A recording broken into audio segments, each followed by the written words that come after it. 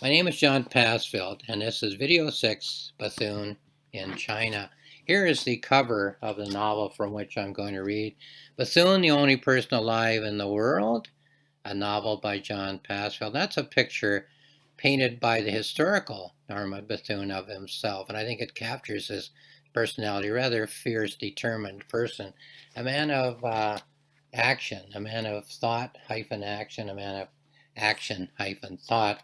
I'll read from the back cover, which is a summary of the novel before I go into the reading for today. A young Canadian doctor, Norman Bethune, sets up a practice which he hopes will lead to money and prestige. However, his social conscience leads him on a journey through the Canada of the Great Depression, the Spain of the Spanish Civil War, and the China of the Chinese Civil War and the Japanese invasion. Ultimately, the journey becomes a quest to understand the world in which he has found himself living, to develop a compassionate response to that world, and discover the essence of himself as a human being.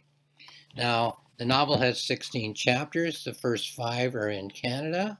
I read from those in a video. 6 to 10 are in Spain, and I read from those chapters in another video. And in this video, I'm going to read from chapters 11, 15, Bethune in China, and then just touch on chapter 16, in which Bethune becomes infected while in China. I structured the first 5 chapters of the China cycle of a novel as a series of quests. The first quest is to seek the ideal situation in which the main character, Dr. Norman Bethune, can become his best self. The second quest is to respond to that situation in a way which will allow him to do the most good that he can do amid the realities of that situation. And thirdly, the quest to meet Comrade Mao, not in subservience to one above him, but in acknowledgement of a fellow spirit, one who has been on the same quest as has the main character of the novel himself. So let's have a look then at chapters 11 to 15, Bethune in China. I'm not going to read from all of those chapters. I want to keep the video to a certain length. But I'll give you the flavoring of those chapters. So I'll just search for page 89 here,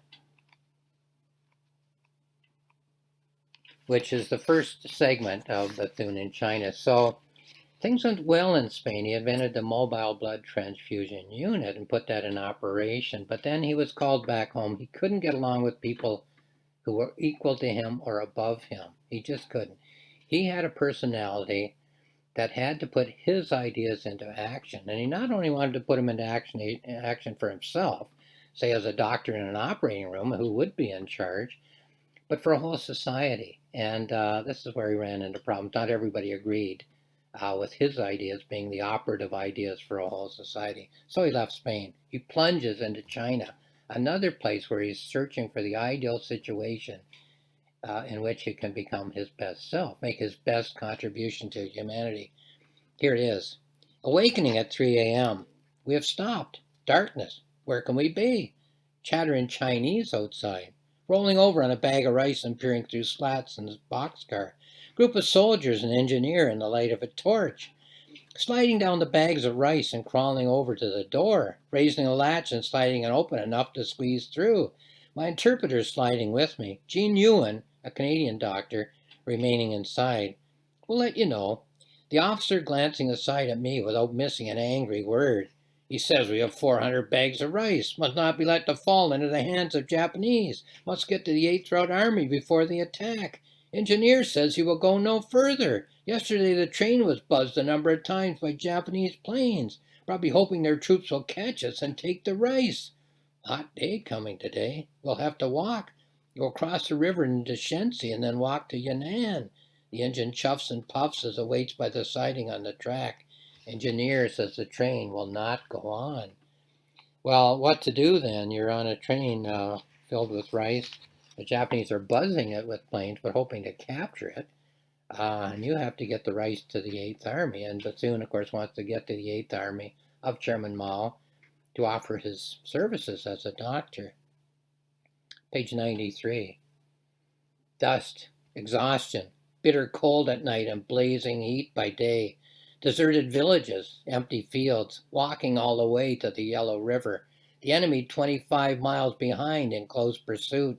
Not a single medical officer, not an ambulance, 2 wounded carried on a stretcher. A man with a wound in his thigh on a bullock cart. Buying gauze and cotton and crystals of potassium permanganate in the towns we come to, using up our morphine tablets, hundreds of wounded in the last few days, not a single case of a serious leg wound, only one head injury, a bullet through the jaw. All the wounds are to hands and arms. All of the under wounded have died or been killed or captured. Medical help is almost nil. I'm treating only those who can make their way from the battlefield on their own 2 legs. Few blankets or bedding rolls, undressed, suppurating wounds, lack of food. We give them our coins to buy some rice. In a race with the Japanese, they are moving faster than we, better equipped, better fed, better medical service presumably. Which one will reach the Yellow River first? I could be captured before my work in China begins. So he saw the same problem in China that he saw in Spain and that he saw in the First World War, that he thought, well, people don't die from their wounds, they die from lack of treatment of their wounds. If you could treat people soon after they're wounded, you could save their lives. But as he walks across China, he realizes that only those people who are wounded are still alive who would have lived anyway or would have lived with minimal treatment. The ones we could have saved aren't here. They died. So he wants to do something about that. That he sees as the major problem. Here's some more of the action, page 94. Excuse me, I'll just clear my throat. Walking along beside the carts, a young lad walking along ahead of me. Every once in a while he stops to rest. Coming abreast of him, I'm taking note. My interpreter talks to him and talks to me. He's been walking in this condition for a week. No help where he was wounded. In agony with every breath he takes. A child of 17, an old dark blood stain on his faded blue jacket, shot through the lung a week ago. The bullet came out the back. No dressing on the wound. I stop him and take him aside and examine him. Right anterior chest wall, suppurating badly, fluid in the pleural cavity, up to the 3rd rib in front. The heart is displaced 3 inches to the left. Let's get him on a cart. He can ride on a bag of rice. I'll give him what I can to ease the pain. He moans as the mule cart jostles on the bumpy road, coughing painfully as we make our way along. I walk along beside him, clouds of dust and the draining heat of the sun. So helping individuals, as all doctors do, but still that yearning to help many, many people by improving systems of medical delivery. 97. Japanese troops on the bank across from us, our field guns firing over our heads, the lashing of wind and rain. We struggle to haul our supplies up from the shore. Machine gun bullets pop in the water as we work, slogging up the slope and dumping over into a trench, working in a cave in the side of a hill, 40 feet deep in the ground, dressing wounded men. Outside it starts to snow. A fire crackles and the cave is warm. The constant noise of the explosion, Japanese shelling from the opposite bank. A child with convulsions, soapstick enema as a cure, the mother rushing out in the rain and howling the child's name. Working through the night, wounded soldiers are brought in as the battle rages. Digitalis, adrenaline, sutures, syringes, cocaine, once in a while a break for a mouthful of millet.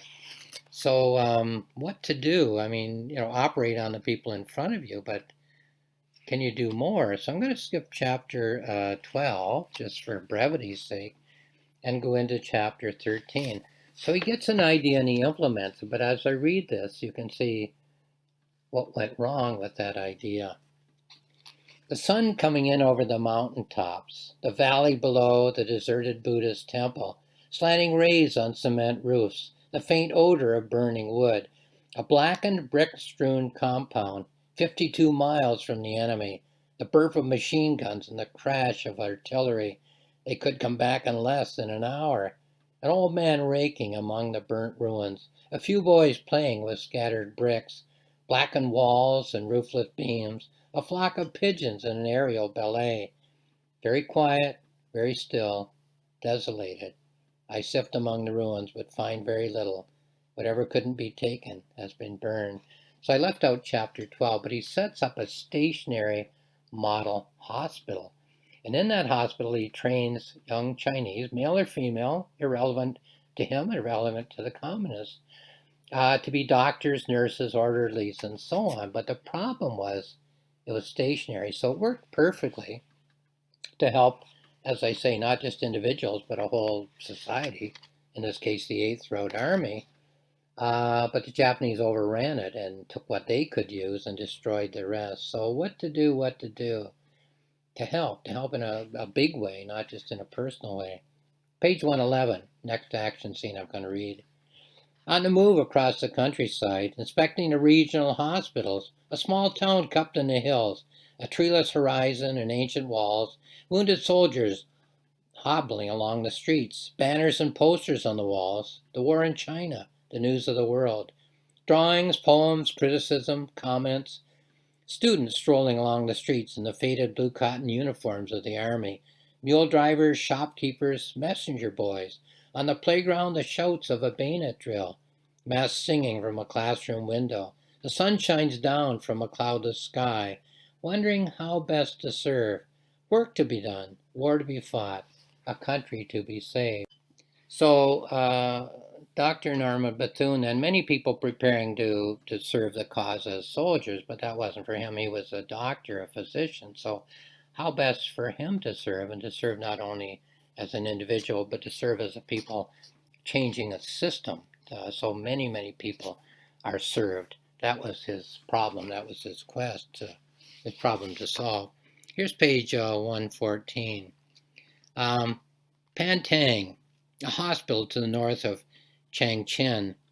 Arriving with our gear on 13 mules, preparing an operating room, not far from enemy lines. 175 patients, 35 of them seriously wounded, lying naked on straw-covered beds, in old and unwashed uniforms, cleaning and scrubbing 2 rooms for operating and recovery rooms, a lack of cotton cloth, pails, and gauzes, making do with what we have, making mattresses of cotton filled with straw, only enough cotton to make 10 mattresses, sheets, towels, gauze, squares, mops, masks, glove cases, all cut out of cotton remnants, sewn, and then sterilized, dividing the patients into classes. Class 1, immediate operation. Class 2, danger of infection. Class 3, when there is time. Training the nursing staff, stressing the need for aftercare, limited experience, limited equipment, lamenting the loss of so many patients, feeling that touring and improving hospitals is not enough, feeling the need to work at the front. We never see the soldiers who need us most. And then page 116, a plan, an idea, what to do. My plan for a mobile operating team. I will equip them and train them and take them to the front. Personnel, Dr. Bethune, surgeon, a Chinese doctor, an assistant surgeon, a nurse, an operating room nurse, a post-operative nurse, a quartermaster, a secretary, 4 assistants, 3 grooms for horses, and a cook. Equipment, the 50-bed mobile hospital, which was sent here from Geneva. Now, many countries in the world, individuals, I don't think governments, sent money to China to help. Bethune's money, the money he received, came mostly from the joint Canadian and American group that was formed to assist this free China movement, I guess you could call it. Cost $1,250 monthly at no cost to the Chinese, to be entirely borne by the American and Canadian China committees. This will save the lives of countless wounded men.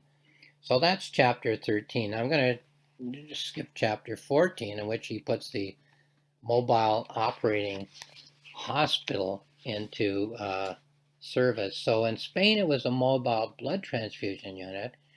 And here it's the mobile hospital on the backs of mules, really, which can go to the front on the eve of a battle and serve the wounded immediately. Because in all 3 wars, as I said before, World War I, where he was a stretcher bearer, hadn't become a doctor yet, in Spain, And in China, he felt people die needlessly because by the time they get from the front to a stationary hospital, it's too late. They become infected. Now, I said at the outset that one of his quests was to meet Comrade Mao, who later became Chairman Mao, of course. And I wondered what to have them talk about, and I didn't really want to make up dialogue, but I found something historical uh, that's accurate according to the historical records. I only had one of them speak, but I'll just leave that. If you want to read the novel, you'll find out. I won't read it. But here's the beginning and ending of chapter 15, China 5.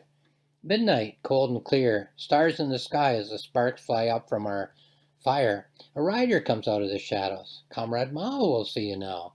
I will take you to where he is working. Our leader often works far into the night. A narrow trail to a small village nearby. On a dark street at a small house, we stop.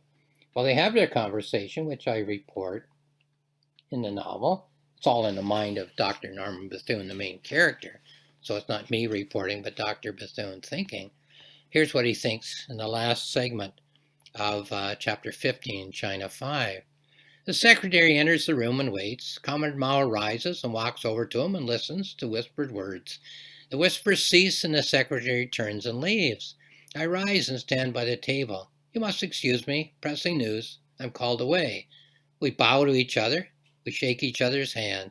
He turns in one direction and I turn in another. Outside the house my horse is held as I swing up onto the saddle. As I ride, the air is cold and very clear. So Bethune initiated the mobile blood transfusion unit in Spain, but it was taken away from him. The Spanish took over. He initiated the mobile hospital in China, and then there was a possibility that anybody above him, and the ultimate leader was Comrade Mao, could take it away from him, or at least tell him that it should be operating differently, and that wasn't for Bethune. So it's kind of an interesting dynamic going on there. Now, I added another chapter, chapter 16. I gave China 5 chapters, but I gave a final chapter to this infection, so I won't read all of that. But here are 2 passages from chapter 16, page 136. Operating with an infected finger. Impossible to avoid. Operating without gloves in these dirty wounds. A strapping big soldier this time. Must be about 18. Had to persuade him to let me amputate his leg. Hopelessly smashed by a bullet. He absolutely refused. Without it, he would never be able to fight the Japanese. I promised an artificial leg and a job with the general. If he'd kept a leg, he would have died. We all meet bumps in the road. Better an infected finger than losing a leg or a life. Well, it becomes a little ironic, but here's the ending of the novel. The very last segment of action in the whole novel, page 142. Can't seem to sleep at night. Mentally very bright. Phenaticin and aspirin, Woven's powder, antipyrine and caffeine all equally useless. Dr. Chen arrived this morning. If my stomach settles down, I'll be fit to travel. A very rough road over mountain passes. The doctor is giving a consultation, asking me to give him the symptoms. Always the doctor, seldom the patient. At the other end of the scalpel this time around. I lie here on my litter. Cool breeze, blue sky, sunlit snow. One of those beautiful days in the mountains. Skiers attack the slopes early on days like this. Feeling slightly better today. Steady pulse, clear vision, a sharp and persistent pain above my heart. I'll just close my eyes for a moment and get some rest. Then I'll be up and on the go in no time at all. So that was the infection, and he thinks he'll be up and helping people, operating on people shortly. That's the end of the novel as printed. Maybe it's cheating for me to go back into the novel. I'll go to page 107, strictly for this video. The search for the ideal situation in which to become the best self. Here's a passage. It's actually from China 2, which is chapter 12. But here's a passage I'll leave you with in this video. Gathering around a fire, late in the evening. Shadows on the wall, candles here and there among the crowd, pale stars, cold air, silent, and thoughtful.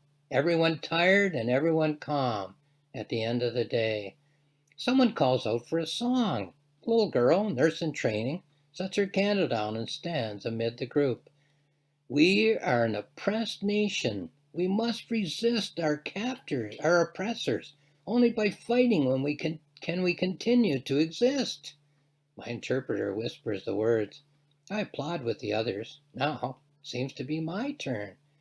I sing a song that we used to sing in Spain. No pasaran, no pasaran, no pasaran. More a chant than a song. Spanish words, Canadian accent, Chinese ears. Tired and happy, happy and tired. Content because I'm doing what I want to do. Why shouldn't I be happy? I'm needed desperately here. No wish and no desire is unfulfilled. I'm treated as a comrade. 5:30 in the morning until 9 or 10 at night. Under the blanket, the sleep of the tired and fulfilled.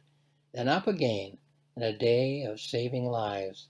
The fire crackles as 300 sing a song. So that's the passage in which I think he finds that that situation in which he can be his best self, in which he can help not only a particular patient on a particular operating table, but a whole group of people, in this case, the whole Eighth Army.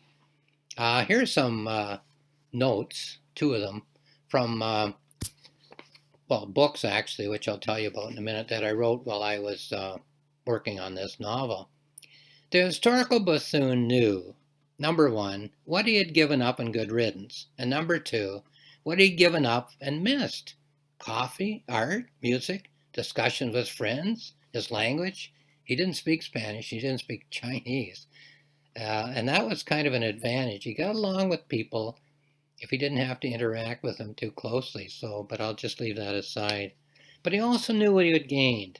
Number one, the grit and misery of the battle against disease and fascism. Number two, a sense of living life in his ideal medium among people who rose to true altruism and idealism, communism to him. The point here is even the ideologue often has a lyrical sense of what he or she is giving up. And this will be an element, a thin thread in the novel. So he often does think, amid all this need to do good in the world, of some of the wonderful things that he had in Canada and gave up and misses. Coffee and art and music. Here's another note. Bethune is two states of mind. Thought as action, action as thought. Major note and minor note, ebb and flow. The world and society as an overwhelming entity. One's actions as an antidote, no matter how small. Set an arm, sew up a wound, start up an ambulance service, climb upward through an avalanche. Well, that's a nice image that I wrote in my notes. I don't think climb upward through an avalanche as an image made it into the novel. But in a way, it's what he was doing, trying to do, to make some good in a world which has much that is not good. Okay, as a conclusion then, the novel is, once again, Bethune, the only person alive in the world, a novel by John Passfield. You can find that on Amazon and purchase it if you like. There's more information there. You can go to rocksmillspress.com, which is my publisher, for more information, and it can be purchased there, ROCKSMILLSPRESS.com. If you go to my website, johnpassfield.ca, you can find these two books I mentioned. One is a notebook. If you go to notebooks and click on that and go down to the Bethune icon, you'll get that book for free, no charge. If you go to my website again, johnpassfield.ca, go to journals at the top and then click on the icon, you'll get a journal. These are two book-length books. The one I write mostly as I'm planning, researching, and writing the novel. The other I write as I'm polishing it a month or 6 weeks just to try to make it better. All of them on topics, obviously writing a novel, writing a John Passfield novel, but all the topics of the story of Bethune, you know, a good man in a world which is not right somehow, trying to make a difference, trying to find the ideal place and situation where he can make his best possible difference. So all of the topics that that things like that make me think about, I have written about. So have a look at those books if you like. They're book length, as I say, but they're also entirely free. Lastly, thank you for watching this